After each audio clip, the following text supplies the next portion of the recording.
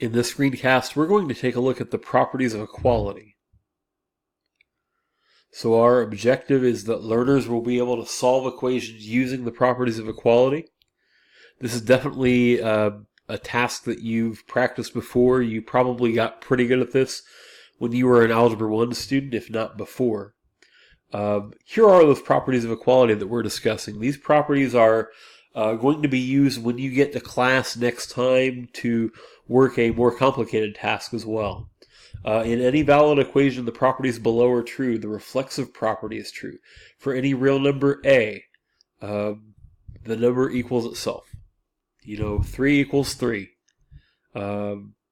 Pretty self-explanatory. Next, we've got the symmetric property. This says that for all real numbers a and b, if a equals b, then b equals a. Here's an example of what that means.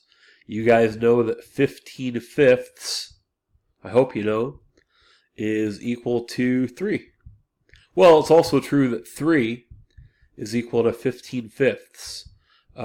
Any equation that's true in one direction is true in the other direction as well.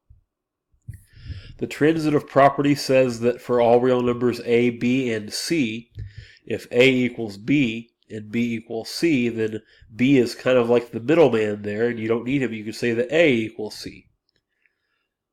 And then there's a substitution property. If a and b are equal, then a may be replaced with b and b may be replaced with a. In other words, if two things are equal, they can be interchanged in any expression, equation, etc. Now here are two more properties of equality, and these are the ones that we'll primarily be using in the task on this screencast.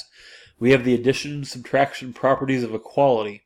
For any real numbers a, b, and c, if a and b are equal, then a plus c equals b plus c, and a minus c equals b minus c. I'll go back to my example of 15/5 and 3. Since you know that 15/5 and 3 are equal, you would not change the statement if you took another real number and added it to both sides of the equation. You'd still get, in this case, each side of the equation is still equal. Now you have 7 on the left side and 7 on the right side.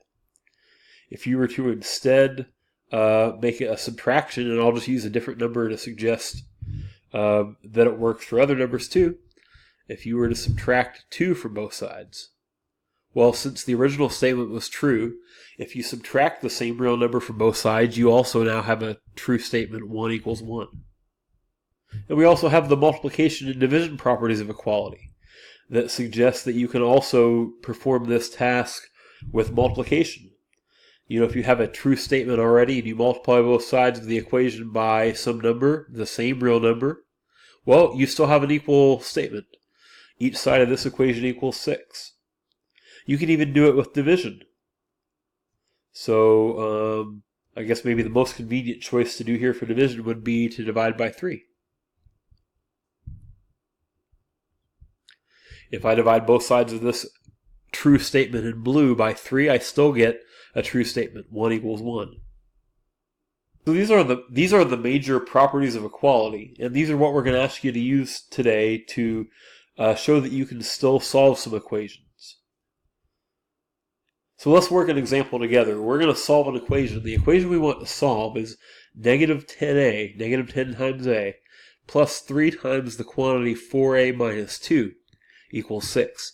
Now, you probably have a pretty good sense of how to do this, but in case you've forgotten, I'll walk you through some steps of how you might go about solving this. One thing I want to remind you is of the distributive property. If you have a real number times a sum or difference of two numbers, well, you can apply that. You probably even had a teacher in the past that showed it this way. You can apply that multiplication to each term. So one way to simplify what we have in this equation is to keep every other term the same. I've got negative 10a, but 3 times 4a is really 12a. And 3 times the negative 2 is really negative 6. Now notice I didn't change any of the other terms in that. In this equation, I simply applied that distributive property, which is true. One thing else to remind you is that you can combine like terms in an equation. So these terms are like terms. If a term has the same variable to the same power, they are like terms. So negative 10a plus 12a would make positive 2a. And what I have is 2a minus 6 equals positive 6. Now to solve this equation for a, what I really want to do is to manipulate this equation using the properties of equality until I have just a by itself. So the thing I would like to do now is I'd like to get all the terms that don't have a in it on the other side of the equation. What I very sloppily have taught in the past to my students in Algebra 1 is that you can move any term from one side of the equation to the other if you want to, as long as you change its sign. Algebra II Honors class, I want to show you what you're actually doing, and I suspect you know this. What I want to do to get just the 2a term left here is to add whatever it takes to the left side of the equation to get the negative 6 to cancel. I need to add its opposite. I need to add a positive 6. But if I add it to the left side of the equation, the addition property of equality says I better, to keep my equal relationship, I better add it to the right side as well. Sometimes I think about an equation having like a dotted line down the middle, and whatever you do to one side, you do to the other as well. Now, if 6 and negative 6 are opposites, you don't need to necessarily show that work if you're already comfortable combining and manipulating terms in an equation. As long as you understand why what you're doing works, we should be good here. What we're left with is 2a equals 12. And now I can use the division property of equality and divide both sides of the equation by 2 to keep the equality intact. And I see now that 2a divided by 2 would just be 1a, which is what I want to know about. And of course the right side says 6. A is 6. Okay, here's another example, and this one's slightly more complicated. But it works in kind of the same fashion. We want to solve the equation 14 equals 5 times x plus 3 plus 2 times 1 minus x. And here I actually see two places to apply that distributive property, and that might be a wise first step. So let's do it. So 14 would equal, 5 times x is 5x. 5 times 3 would be 15. And then I should apply the distributive property here as well. 2 times the quantity 1 minus x would be 2. And then 2 times negative x means negative 1x. So 2 times that would be negative 2x. And what I see now is that on the right side of this equation, I've still got 14 equals here on the left side. But I actually see two places where I can combine like terms. 5x minus 2x is 3x. And 15 plus 2 is 17.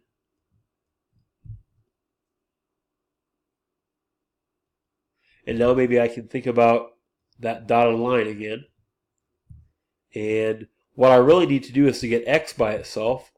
A good way to do that would be by getting rid of this positive 17 by subtracting 17 from both sides of the equation. Because now these cancel. 14 minus 17 is a negative 3, which equals 3 times x. And if 3 times x equals negative 3, I can use that division property of equality to divide both sides of the equation by 3. And I get negative 1 equals x. Now, that's not a bad way to write your final answer. But let me just I think we can, Algebra 2 Honors, maybe do a little bit better than that. Because I generally like showing my answer to say x equals something. I can use that symmetric property to say that if negative 1 equals x, then x equals negative 1. It's not wrong to say negative 1 equals x, but you get some cool points out of rewriting it using the symmetric property. Okay, we've reached pause and check time. So what we want you to do now is to pause the video and on some scratch paper somewhere, see if you can solve this equation here by using the properties of equality to solve this equation. Pause the video, see if you can solve it, and then when you think you've got an answer, hit play and we'll check it out.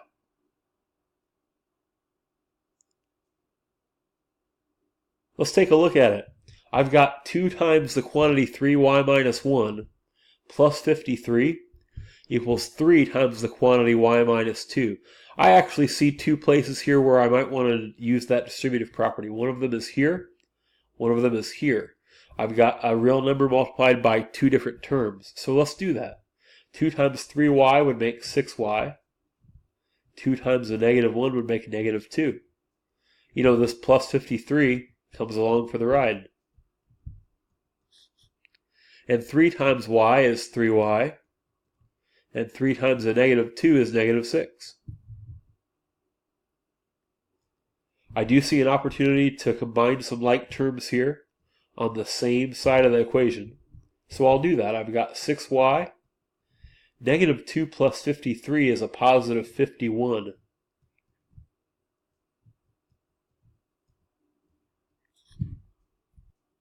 Now I do have a slightly more complicated setup for this equation because I have the y term on each side. To solve the equation for y, I really need to get all my y terms on one side. So I think maybe what I should do is I should decide to subtract 3y from each side. Because, 3 times y is a real number as well. I don't know what y stands for, but negative 3 times y is a real number. I can choose to subtract 3y from each side. That would make these opposites. And 6y minus 3y would be 3y. So 3y plus 51 equals negative 6. I'm going to scoot over here just to have more room to work. Let me rewrite it real quick. So if 3y plus 51 equals negative 6, what I might want to do now is to subtract 51 from each side. Because that will get 3y by itself on the left side. So I'm left with 3y. Now negative 6 minus 51 is negative 57. And if I want to know what y is, not 3y, I can use that division property of equality, divide both sides of the equation by 3, and I think we've got it. 57 divided by 3 is 19, so negative 57 divided by 3 is negative 19. And we've got it. How'd you do?